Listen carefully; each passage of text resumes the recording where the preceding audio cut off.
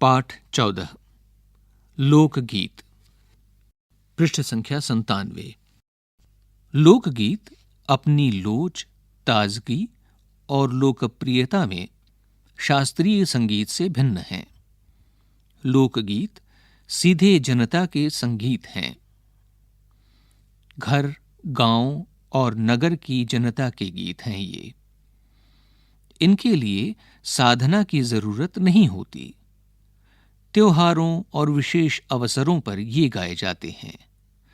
सदा से ये गाए जाते रहे हैं और इनके रचने वाले भी अधिकतर गांव के लोग ही हैं।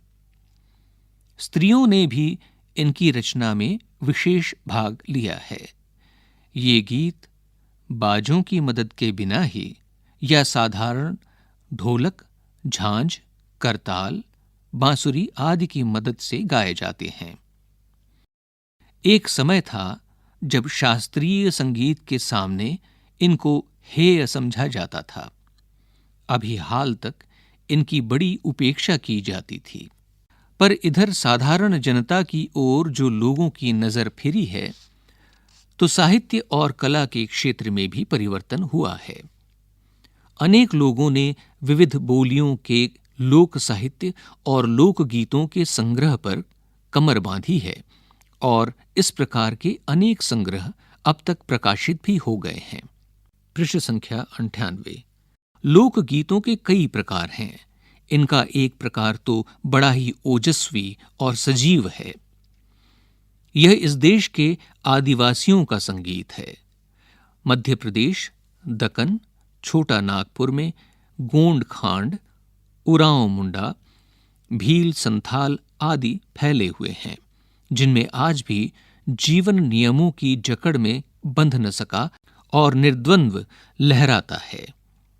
इनके गीत और नाच अधिकतर साथ साथ और बड़े बड़े दलों में गाए और नाचे जाते हैं।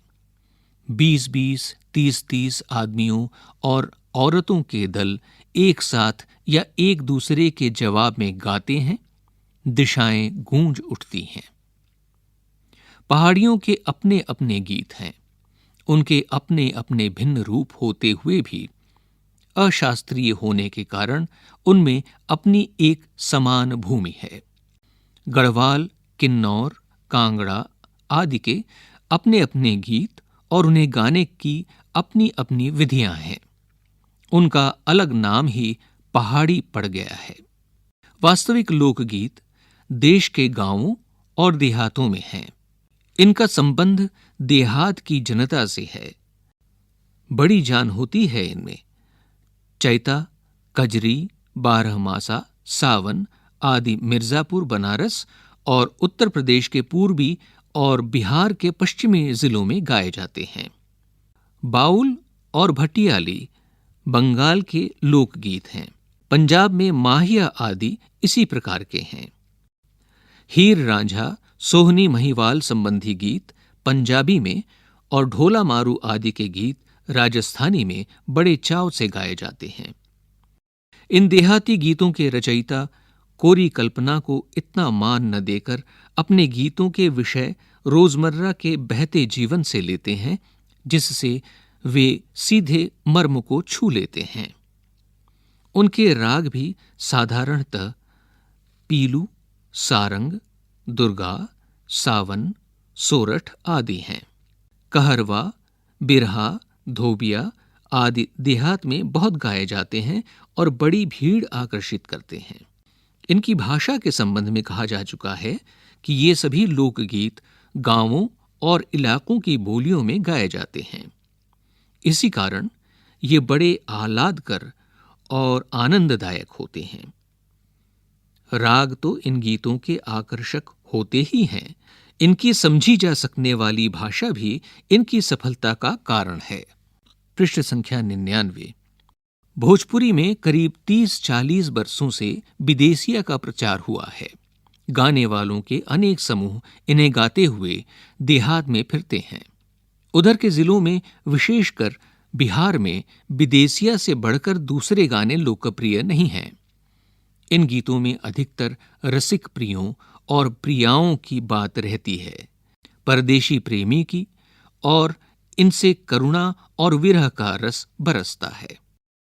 जंगल की जातियों आदि के भी दल गीत होते हैं जो अधिकतर बिरहा आदि में गाए जाते हैं।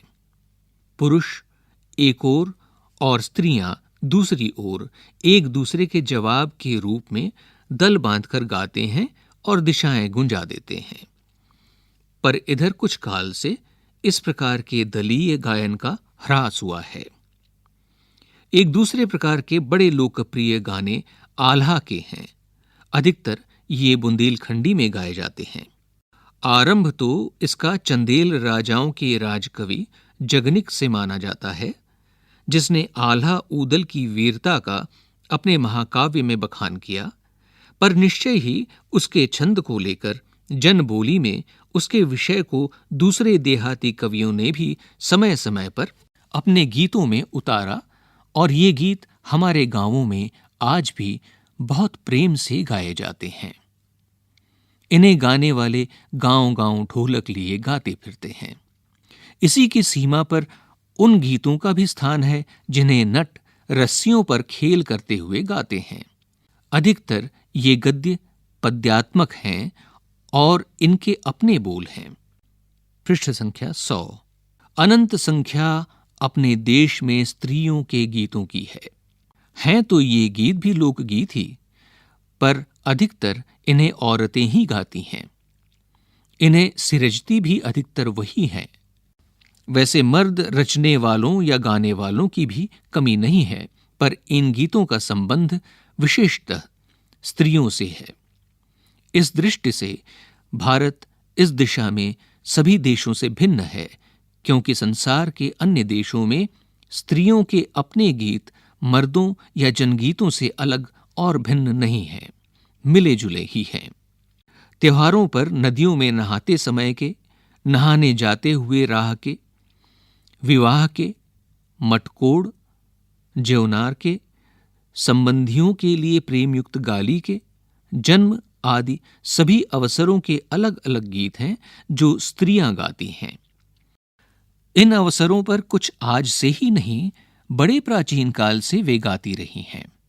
महाकवि कालिदास आदि ने भी अपने ग्रंथों में उनके गीतों का हवाला दिया है। सोहर, बानी, सेहरा आदि उनके अनंत गानों में से कुछ हैं। वैसे तो 12 मासे पुरुषों के साथ नारियां भी गाती हैं। पृष्ठ संख्या 101। एक विशेष बात यह है कि नारियों के गाने साधारणतः अकेले नहीं गाए जाते, दल बांधकर गाए जाते हैं। अनेक कंठ एक साथ फूटते हैं। यद्यपि अधिकतर उनमें मेल नहीं होता, फिर भी त्योहारों और शुभ अवसरों पर वे बहुत ही भले लगते हैं। गांवों और नगरों में गायिकाएं भी होती हैं जो विवाह, जन्म आदि के अवसरों पर गाने के लिए बुला ली जाती हैं।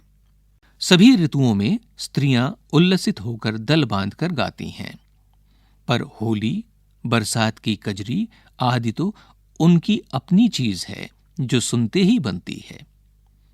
पूरब की बोलियों में अधिकतर मैथिल, कोकिल, विद्यापति के गीत गाए जाते हैं, पर सारे देश के कश्मीर से कन्याकुमारी, केरल तक और काठियावाड़, गुजरात, राजस्थान से उड़ीसा, आंध्र तक अपने अपने विद्यापति हैं। स्त्रियां ढोलक की मदद से गाती हैं। अधिकतर उनके गाने के साथ नाच का भी पुट होता है। गुजरात का एक प्रकार का दलीय गायन गरबा है, जिसे विशेष विधि से घेरे में घूम घूम कर औरतें गाती हैं। साथ ही लकड़ियां भी बजाती जाती हैं जो बाजे का काम करती हैं। इसमें नाच गान साथ चलते हैं। वस्तुतः यह नाच ही है। सभी प्रांतों में यह लोकप्रिय हो चला है। इसी प्रकार होली के अवसर पर ब्रज में रसिया चलता है, जिसे दल के दल लोग गाते हैं, स्त्रियां विशेष तौर पर। गांव के गीतों के वास्तव में अनंत प्रकार हैं। जीवन जहां इठला इठला कर लहराता है, वहां भला आनंद के स्रोतों की कमी हो सकती है? उद्दाम जीवन के ही वहां के अनंत संख्यक गाने प्रतीक हैं। इस पाठ के लेखक हैं भगवत शरण उपाध्याय। पृष्ठ संख्या 102। प्रश्न अभ्यास। निबंध से।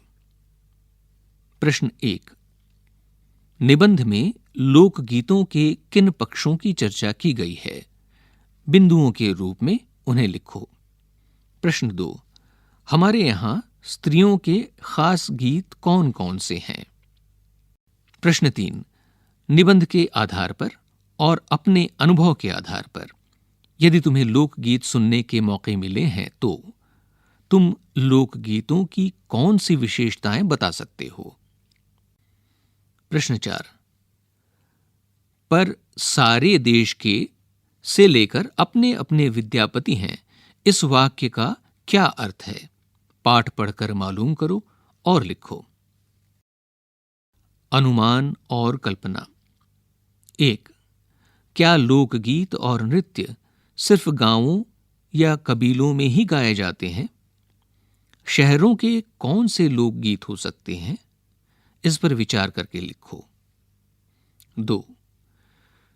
जीवन जहां इठला इठला कर लहराता है, वहां भला आनंद के स्रोतों की कमी हो सकती है? उद्दाम जीवन के ही वहां के अनंत संख्यक गाने प्रतीक हैं। क्या तुम इस बात से सहमत हो? विदेशिया नामक लोकगीत से कोई कैसे आनंद प्राप्त कर सकता है और वे कौन लोग हो सकते हैं जो इसे गाते सुनते हैं? इसके बारे में जानकारी प्राप्त करके कक्षा में सबको बताओ। पृष्ठ संख्या 103। भाषा की बात। 1। लोक शब्द में कुछ जोड़कर जितने शब्द तुम्हें सूझें उनकी सूची बनाओ। इन शब्दों को ध्यान से देखो और समझो कि इनमें अर्थ की दृष्टि से क्या समानता है। इन शब्दों से वाक्य भी बनाओ, जैसे लोक कला। 2। 12मासा गीत में साल के 12 महीनों का वर्णन होता है। आगे चलकर विभिन्न अंकों से जुड़े कुछ शब्द दिए गए हैं। इन्हें पढ़ो और अनुमान लगाओ कि इनका क्या अर्थ है और वह अर्थ क्यों है। इस सूची में तुम अपने मन से सोचकर भी कुछ शब्द जोड़ सकते हो। ये सूची है: इकतारा, सरपंच, चारपाई, सप्तर्षि, अठन्नी, तिराहा, दोपहर, छमाही, नवरात्र, चौराहा। 3। को, में, से आदि वाक्य में संज्ञा का दूसरे शब्दों के साथ संबंध दर्शाते हैं। झांसी की रानी पाठ में तुमने का के बारे में जाना।